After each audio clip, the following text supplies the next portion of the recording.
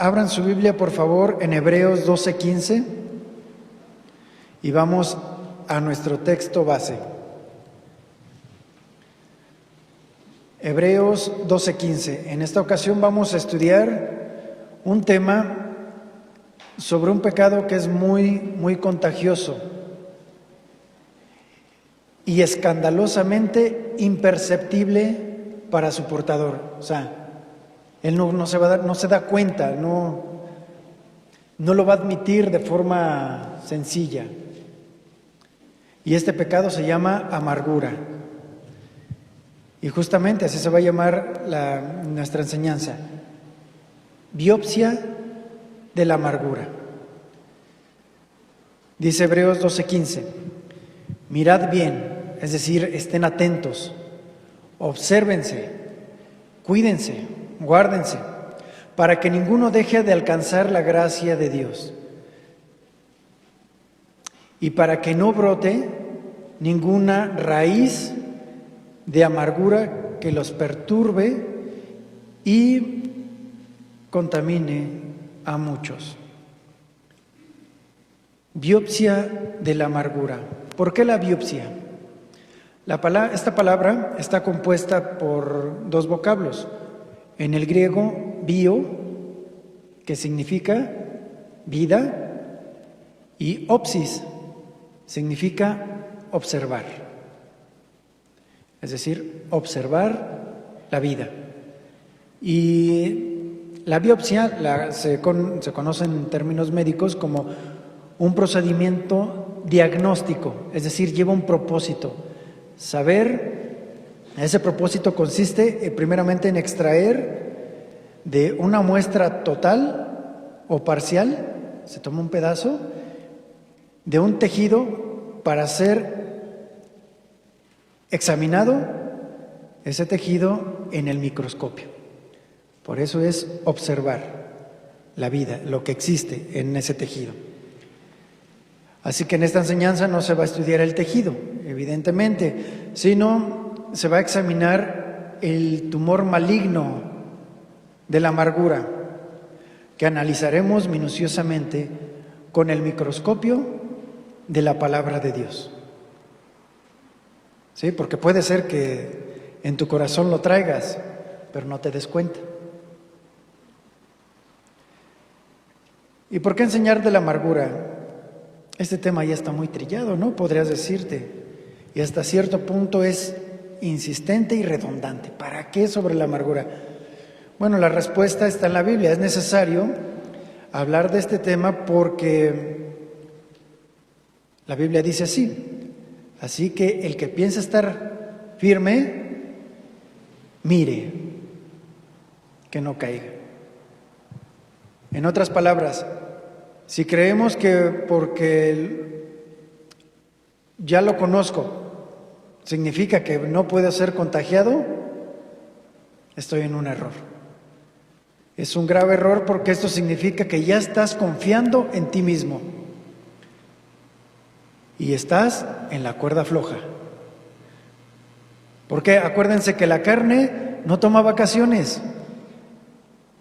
No toma vacaciones. Esa quiere estar viva. Esto es como el chequeo constante que una persona hace de su cuerpo para detectar cualquier anomalía y así evitar dolorosas, incluso mortales consecuencias. Cuando uno no conoce a Dios y su justicia, uno cree siempre que tiene la razón. ¿Sí o no? Y si las cosas no salen como tú quieres, como tú crees que está bien, entonces te amargas. Aunque nadie lo reconoce. Nadie lo reconoce. ¿Por qué? Porque el amargado nunca va a reconocer que lo está. Porque él se siente asintomático. Que es una palabra pues muy de moda, ¿verdad? Porque justamente uno de los condimentos favoritos de la carne son las hierbas amargas. Pero la carne no le gusta reconocer que con las hierbas amargas la lleva muy bien. Así que es necesario hablar de este tema porque, dice la Biblia, engañoso es el corazón más que todas las cosas y perverso. Es decir, tú mismo te puedes convencer que no hay amargura en tu corazón. Porque es cuando te sientes mal y en lugar de ir al médico, pues agarro esta pastillita, creo que esto me funciona. Y ya, te automedicas.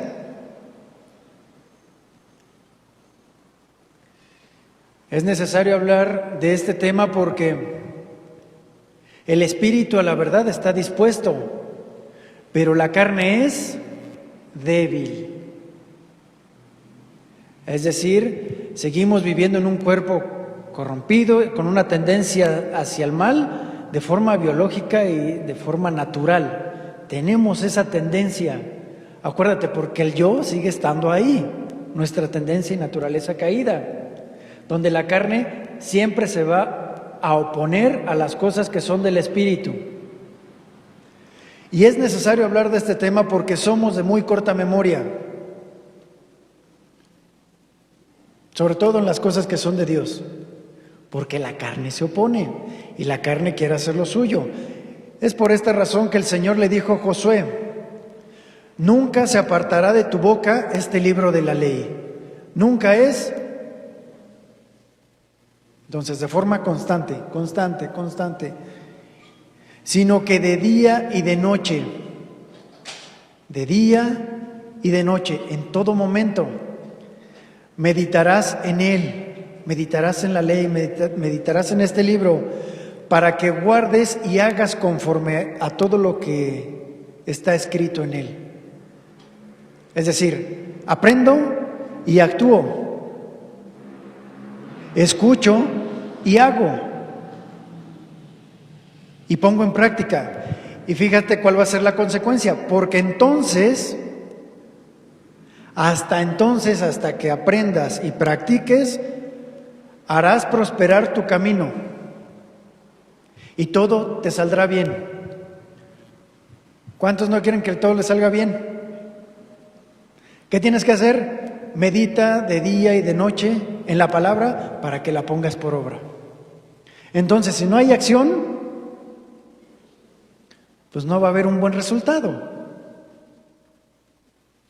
Entonces, a muchos creo que Dios nos está hablando. ¿Quieres un buen resultado? Actúa conforme a lo que dice la palabra de Dios y Él te lo garantiza. Te va a ir bien. En este solo versículo puede estar la respuesta del por qué muchos no crecen de forma espiritual. Porque oyen y no hacen.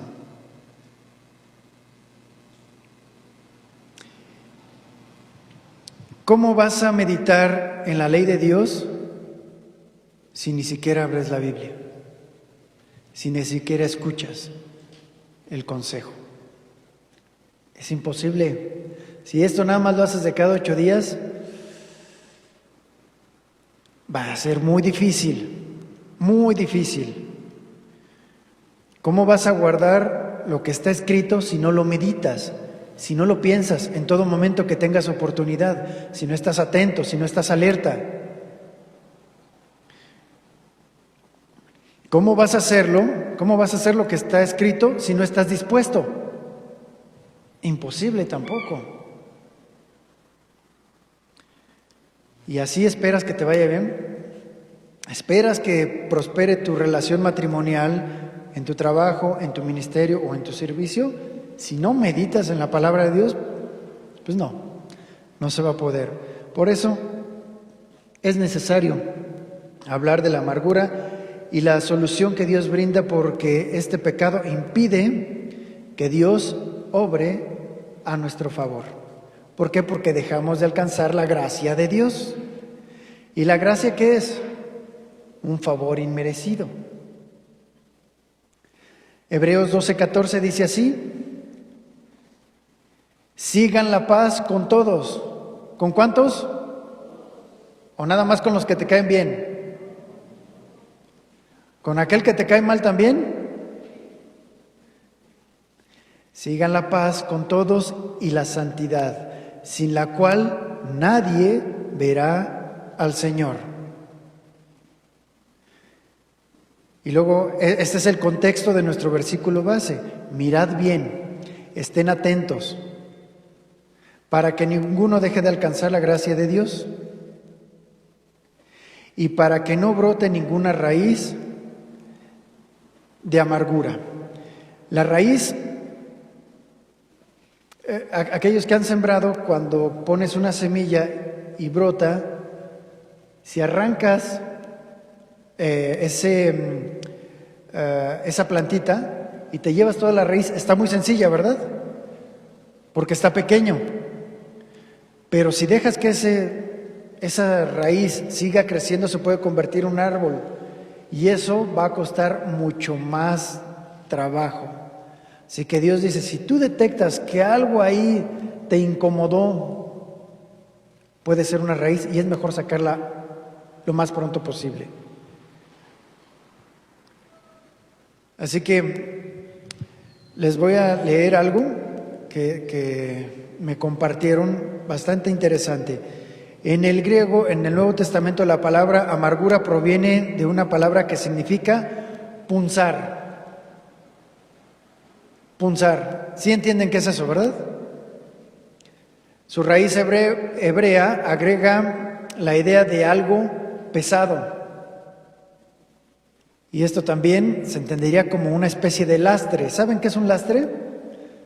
Es algo que se está arrastrando justamente, pero que está atorado a un vehículo que le impide poder avanzar Es como si trajeras un remolque. No puedes avanzar de la misma manera. Finalmente, el uso del griego clásico revela un concepto algo más fuerte. La amargura es entonces algo fuerte y pesado que punza hasta lo más profundo del corazón, es decir, te duele, estás herido. La amargura no tiene lugar automáticamente cuando alguien me ofende, no es automático, sino que es una reacción no bíblica, es decir, es algo pecaminoso, pero es una reacción, porque la ofensa va a venir. La ofensa o esa situación difícil, por lo general, es injusta. No importa si la ofensa fue intencional o no. Si el ofendido no arregla esa situación con Dios, la amargura le inducirá a imaginar más ofensas de la misma persona. ¿Sí o no? Me hizo esto, ya de aquí en adelante todo lo que haga ya ves de más y te sigues ofendiendo, es decir, sigues alimentando la raíz. Seguramente eso lo escribió por mí, por ejemplo, ¿no? Puso esto me vio con malos ojos, por esto, por aquello, sigue estando igual. Y entonces la persona que tiene la amargura, esa persona tiene esa manera de responder que a la larga puede convertirse en una norma de vida, porque ya por todos lados ve a gente que quiere que la atacan. Sus compañeros, los compañeros de la amargura, es decir, como otro ingrediente, es la autocompasión. Los sentimientos heridos, el enojo, el resentimiento, el rencor, la venganza, la envidia, la calumnia, los chismes, la paranoia, las maquilaciones vanas y el cinismo. Es decir, es todo ahora sí que todo un sazonador, ¿verdad?, de tantas cosas que trae la amargura. Y ella es el resultado de sentimientos profundos, quizás los más profundos de la vida. Es decir, que puede ser que los traigas arrastrando desde hace muchísimo tiempo, puede ser incluso desde la infancia. La razón por la que es tan difícil desarraigar la amargura es triple. En primer lugar, el ofendido considera que la ofensa es culpa de la otra persona. Esto es clásico, porque muchas veces es cierto. Y razona, él, ella, debe venir a ofrecerme disculpas y arrepentirse ante Dios, porque yo soy la víctima. Eso es lo que llegamos a pensar. En segundo lugar, casi nadie nos ayuda a quitar la amargura de nuestra vida. Por el contrario, los amigos más íntimos afirman: no, es que sí tienes derecho, por supuesto, mira lo que te hicieron. Lo cual convence aún más de que estamos actuando correctamente. Y finalmente, en tercer lugar, si alguien cobra suficiente valor como para decirnos: oye amigo, estás amargado, eso es pecado contra Dios y debes arrepentirte. Y a la carne no le gusta la exhibición. Y da la impresión de que el consejo que me está diciendo le hace falta compasión. Es que no entiendes qué fue lo que me hizo. Recuerde que el ofendido siempre piensa que es víctima. Y puede ser que sí sea víctima. El detalle es la reacción. Ahora vamos a ver las consecuencias de la amargura. Para motivar a una persona a cumplir con el mandamiento bíblico, quítense de vosotros toda amargura, de Efesios 4:31. Veamos las múltiples consecuencias de este pecado. Todas son negativas. Estas son las consecuencias. Número 1, el espíritu amargado impide que la persona entienda los verdaderos propósitos de Dios en una determinada situación. Es decir, la amargura lo ciega, no ve más allá del yo, del a mí. Número 2, el espíritu amargo contamina a otros. Uno de los pasajes más penetrantes de la Biblia, el autor de Hebreos exhorta y dice: mirad bien, miren bien, estén atentos, porque muchos pueden ser contaminados, que es lo que leímos en nuestro texto base. La amargura nunca se queda sola en casa, siempre busca amigos. ¿Por qué? Por la autocompasión, para que me entiendan, necesito hablar con alguien. Por eso es que ese pecado es más contagioso, porque se sigue diseminando, es como un virus. Si no la detenemos, puede llegar a contaminar incluso a toda una congregación o a toda una familia. Número 3, el espíritu de amargura hace que la persona pierda perspectiva. Nótese la condición del salmista cuando estaba amargado. Vayamos a Salmos 73:21.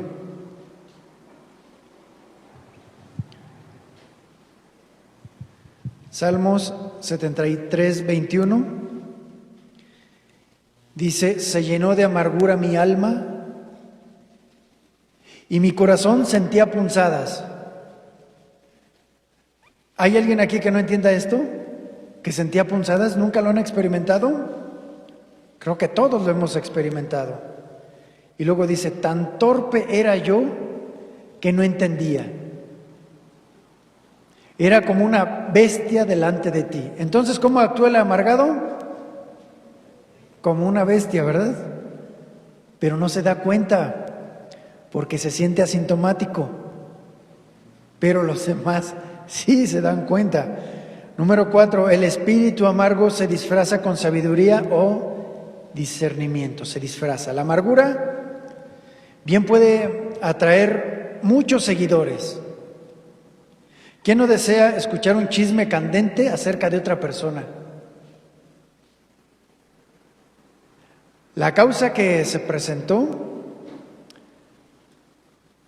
que presentó Coré, uno de los ejemplos bíblicos, pareció justa a los oyentes. Tanto que 250 príncipes renombrados de la congregación fueron engañados por sus palabras persuasivas. A pesar de que la Biblia aclara que el corazón de Coré estaba llena de celos amargos, ni los más preparados se dieron cuenta.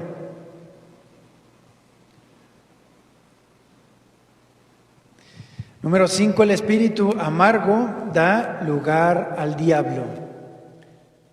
Dice, airaos, es decir, sí te puedes enojar, pero no pequéis. No se ponga el sol sobre vuestro enojo, ni deis lugar al diablo. Entonces tenemos que arreglar la situación en el mismo día.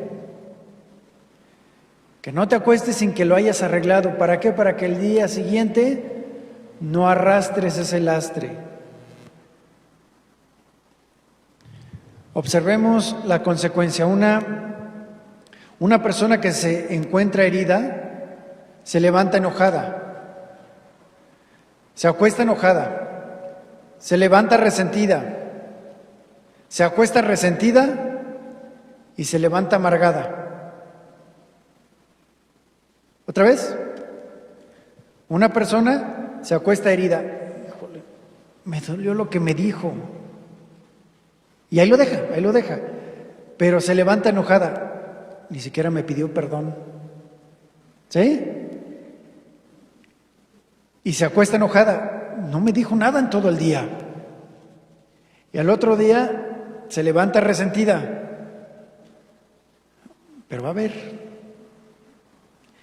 Se vuelve a acostar resentida y después se levanta amargada. Ya no le voy a decir nada. Así, lo dejamos. Pero ahí se quedó. Ahí se quedó. Y en algún momento va a salir, porque ahí se quedó guardado. El diablo está buscando a quien devorar. Pablo nos exhorta a perdonar, aunque no te lo pida, aunque no se acerque. ¿A quién le conviene perdonar? ¿Al otro o a ti? Vamos muy bien. Porque Satanás emplea ese tipo de circunstancias para dividir a una familia, a una congregación, a una nación. El espíritu amargo, número 6, puede causar problemas físicos.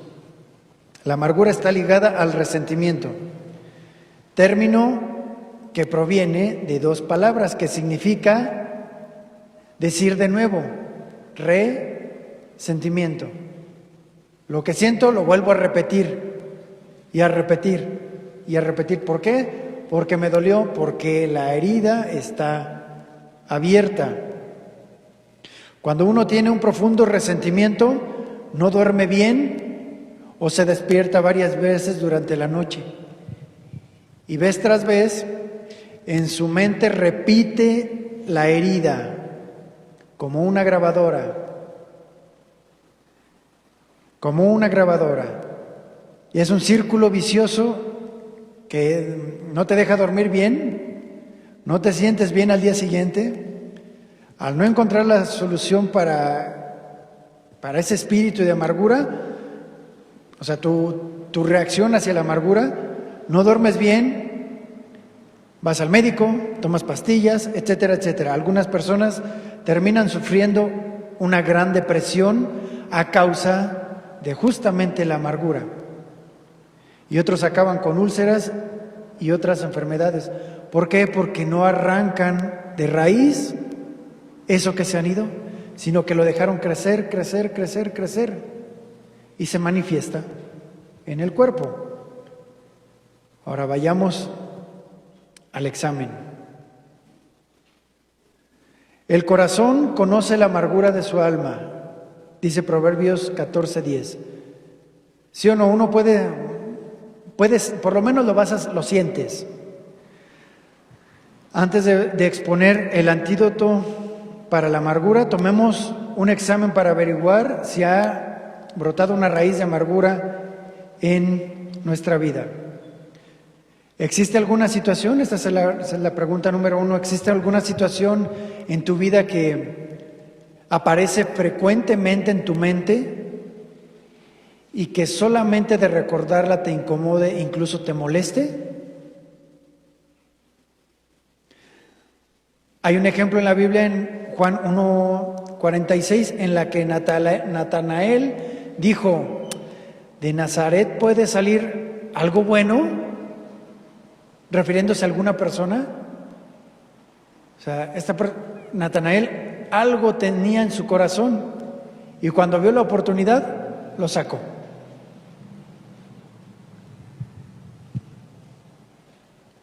Número 2, ¿aprovechas toda ocasión o circunstancia para exhibir las fallas de alguien? ¿Incluso provocas que te pregunten para ridiculizarla? Ejemplo: Moisés, ¿para esto nos sacaste de Egipto? ¿Para esto? ¿Para que moramos aquí en el desierto? Así es como se puede traducir. O más recientemente, ya no voy a la iglesia porque todos son unos hipócritas. Sí, algo se anidó ahí en el corazón. Y ponen los ojos en el siervo inútil, en lugar de poner los ojos en aquel que los sacó de Egipto o del mundo. Número 3, ¿estás maquilando maneras de vengarte si tan solo tuvieras la oportunidad de hacerlo? Otro ejemplo bíblico de esto es cuando los hermanos de José el soñador estaban maquilando qué iban a hacer cuando lo echaron a la cisterna. ¿Qué hacemos con él? Pues vamos a venderlo con los israelitas. ¿Por qué? Porque estaban amargados en contra de su hermano. Número 3, ¿recuerdas hasta los más mínimos detalles de un evento que sucedió hace tiempo? Porque la amargura tiene memoria de elefante y recuerda hasta los detalles más oscuros de un incidente. ¿Por qué recordamos este tipo de detalles con tanta facilidad? La razón principal es porque siempre la estuvimos repasando y la repasamos detalles de forma minuciosa en nuestra mente. En lugar de ponerte a estudiar la Biblia, ¿verdad? En lugar de repasar la Biblia, no, aquello que me hizo. 4, ¿te sientes ofendido y estás justificando el resentimiento debido a que tú estimas que eres la víctima? Esa es la pregunta. Aquí la frase clave es: pero yo tengo la razón. No hay situación más difícil de solucionar cuando una persona ofendida tiene la razón. ¿Por qué? Porque sí puede ser, pero que la pregunta es: ¿ahí te vas a quedar? ¿No vas a avanzar? 5, hay explosiones y expresiones desmedidas que si fueran de otra persona no tendrían la menor importancia. O sea, si fueran, por ejemplo, si fueran de los amigos, pero como me lo hizo mi esposa, ahí sí. O si mi esposo o mis hijos, ¿no? Pero eso significa que estás amargado contra una persona en lo particular. Número 6, ¿te sucede que al leer la Biblia casi inconscientemente aplicas la escritura a otros en vez de a ti mismo? Muchas personas amargadas hallan en la Biblia enseñanzas que aplican a otros, al ofensor. Y el ofensor ni en cuenta. Una prueba de que te has librado de la amargura es que cuando escudriñas y estudias la Biblia, las enseñanzas no encuentras a nadie más a quien aplicarlo, sino solamente a ti. Esa es una señal de que tu corazón está siendo sanado. Cuando la palabra de Dios nada más la aplicas a ti, no a los demás.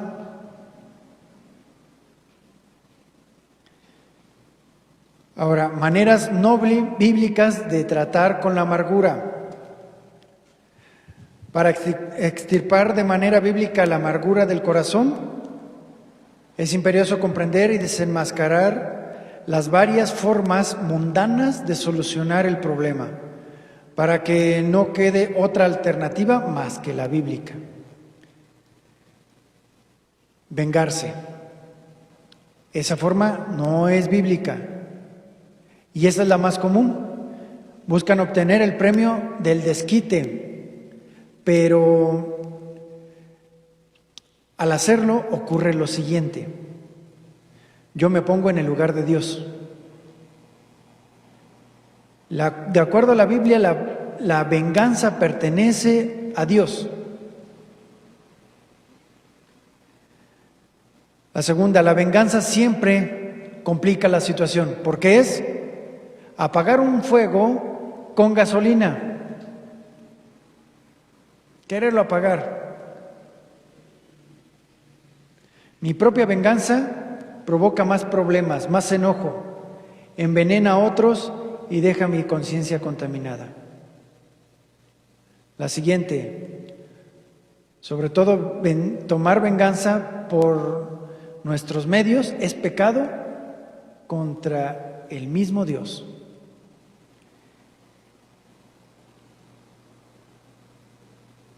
Así que no paguemos mal por mal.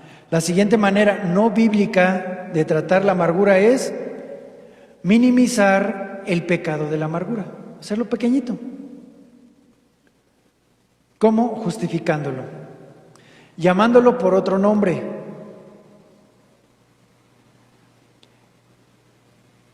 Y también culpando a otro. Desahogándose tampoco es una manera bíblica. Aquí lo que ocurre es que uno se tiene que arrepentir. Esta es la solución divina para la amargura. Ver la amargura como un pecado en contra de Dios. ¿Por qué? Porque el veneno de la amargura atenta contra la vida de la persona que está amargada. Y esta, por lo que dice y hace, atenta contra la vida de su prójimo también. Y esto es transgredir contra el Creador de la vida. La solución es también perdonar al ofensor. En el mismo contexto donde Pablo nos exhorta a librarnos de toda amargura, nos explica cómo hacerlo, perdonándonos los unos a los otros, como Dios también os perdonó a vosotros en Cristo.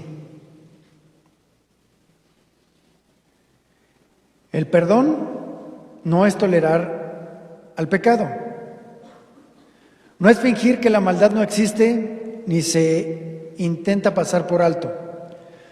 Tolerar es consentir, aguantar, no prohibir. Y lejos está de ser un perdón bíblico. Así no funciona. Permitir es pasivo, mientras perdonar es activo, es decir, hay una acción. Cuando la Biblia habla del perdón, en el griego original hablamos que esta palabra literalmente significa mandarlo fuera. Activamente estoy enviando el rencor fuera de mí.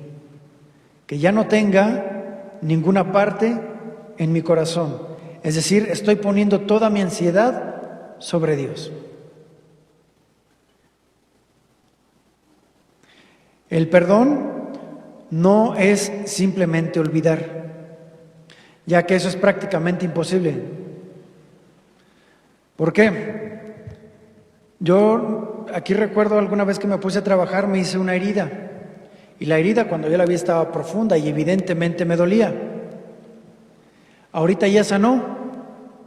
¿Y qué creen? No me duele, pero sí me acuerdo cómo se hizo. Ahí te das cuenta cuando ya verdaderamente has perdonado, cuando recuerdas aquella situación y ya no te duele. Ya no lo sientes en tu corazón. Ya no esperas oportunidad para sacarlo en cualquier momento. Así que el perdón debe ser el antídoto. Porque el veneno de la amargura puede hacer que te olvides de sus beneficios, de los beneficios del perdonar. Para concluir, vamos a ver un ejemplo del hermano mayor del hijo pródigo. Recordarán, él tomó toda su herencia, se fue, lo malgastó, y ya que regresa y el padre lo recibe, entonces el hijo mayor, que estaba en el campo, regresó y al regresar cerca de la casa oyó música y danzas. Dijo, pues aquí hay fiesta, evidentemente. Y llamando a uno de los criados le preguntó, oye, ¿qué está pasando? ¿Qué es eso que escucho?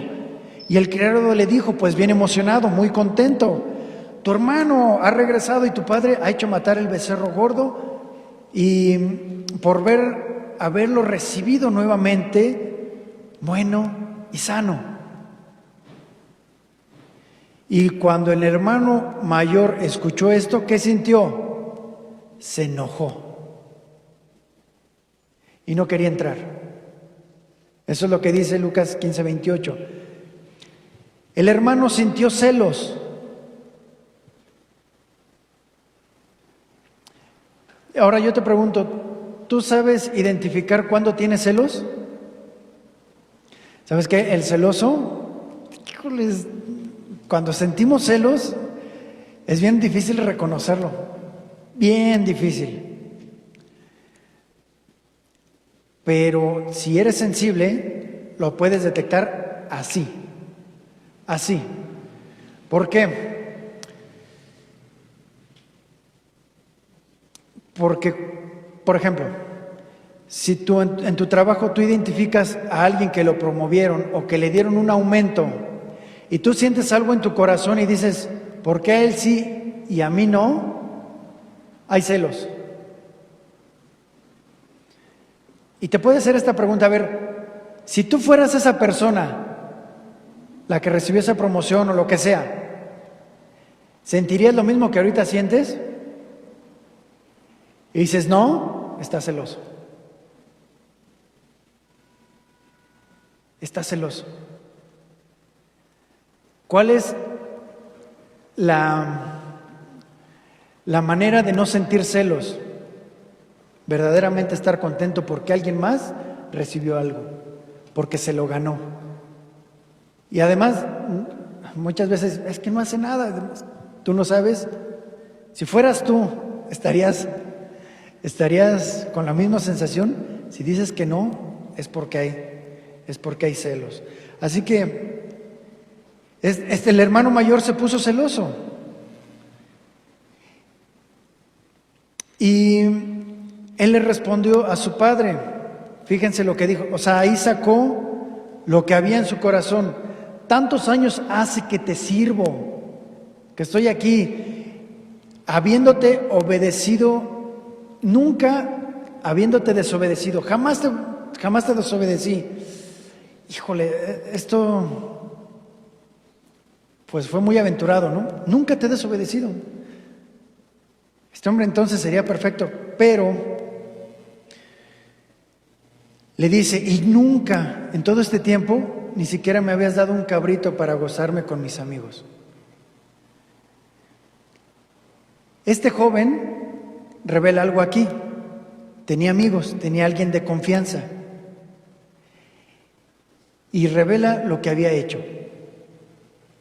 ¿Por qué? Porque seguramente con sus amigos él exponía que su papá era un tacaño, porque estaba amargado en contra de su papá y le obedecía por obligación. Es más, él actuaba como si fuera un obrero y no un hijo. Y él estaba esperando una recompensa, no estaba obedeciendo por agradar al Padre, sino cuando ve que a otro le dan, él se siente celoso.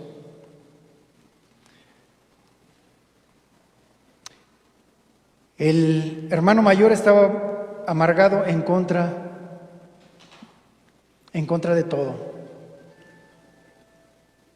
Ahora yo te pregunto, ya haciéndolo de forma particular, tú que ya conoces, ¿cuánto tiempo llevas que conoces al Señor? Cada quien sabrá, ¿verdad? Te pregunto, ¿estás gozoso porque por todo lo que Dios ha hecho en tu vida hasta el día de hoy?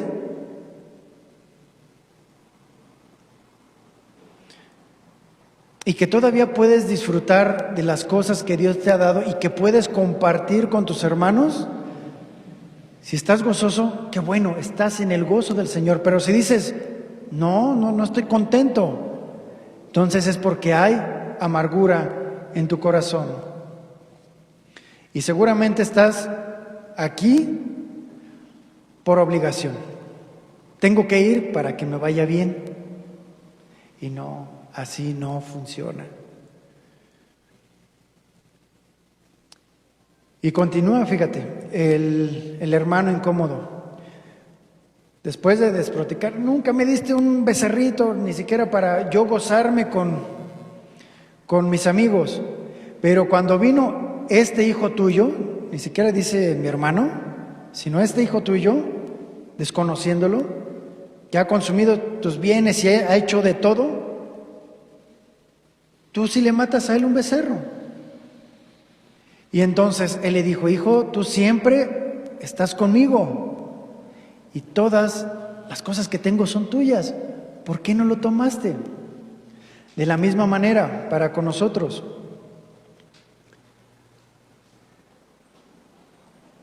Dios está contigo.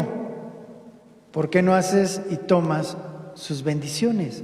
Porque nuevas son sus misericordias todos los días, pero quita esa amargura de tu corazón. ¿Con quién? ¿Contra quién? Con quien sea.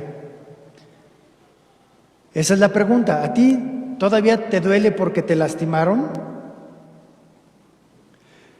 Ahora, quisieras imaginarte al hombre que fue golpeado y que ayudó el samaritano, ¿recordarán? Al que se golpeó. ¿Dónde crees que tenía su corazón este hombre que había sido golpeado? ¿En aquellos que lo golpearon? ¿En el sacerdote que lo ignoró? ¿En el levita que lo despreció?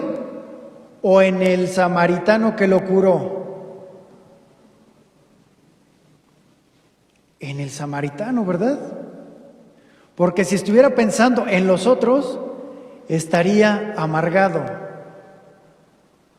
Pero como él recibió la sanación y la curación, la provisión del samaritano, de aquel que lo curó, se queda con eso. Y lo demás, las cosas viejas pasaron.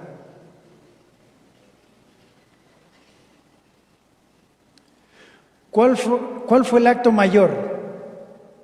¿Del samaritano o de los demás? Entonces se queda con los demás. ¿Qué ha hecho Dios en tu vida? ¿Ves todo lo que te han hecho los demás o lo que Dios ha hecho por ti? Entonces necesitamos cambiar el foco. Perdona y entonces estás volviendo los ojos hacia Dios.